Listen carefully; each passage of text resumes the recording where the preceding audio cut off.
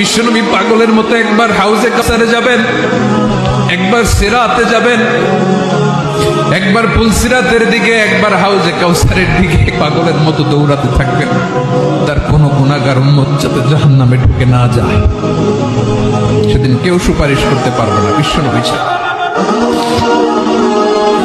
এজন্য 5 নম্বর আল্লাহ বললেন, মান যাল্লাযী ইয়াশফাউ ইনদাহু ইল্লা বিইযনিহি। কার সাহস আছে, কার এত বড় বুকের পাটা কিয়ামতের কঠিন দিন আল্লাহর সামনে দাঁড়িয়ে সুপারিশ করবে?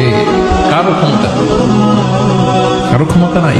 বিশ্বনবী সেদিন সিজদায় পড়ে উম্মতের জন্য কাঁদবেন, সবাই কাঁদবে, নফসি নফসি, আল্লাহ আমারে বাঁচাও, আল্লাহ আমারে বাঁচাও। বিশ্বনবী বলবেন, উম্মতি উম্মতি। বিশ্বনবী আমার জন্য কাঁদবেন, আপনার জন্য কাঁদবেন, আমাদের জন্য সেদিন কেঁদে কেঁদে জাহান্নামের দরজায় দাঁড়িয়ে আমাদেরকে টেনে টেনে জান্নাতে ঢুকাবেন। এজন্য এই বিশ্বনবীর ভালোবাসা যেন আমাদের হৃদয়ে ভরপুর থাকে। আমার ভাইয়েরা, প্রতি শুক্রবার বিশ্বনবীর উপরে বেশি বেশি যেন আমরা দুরূদ পড়ি। আমরা যখন বিশ্বনবীর সালাম দেই, দুরূদ পড়ি,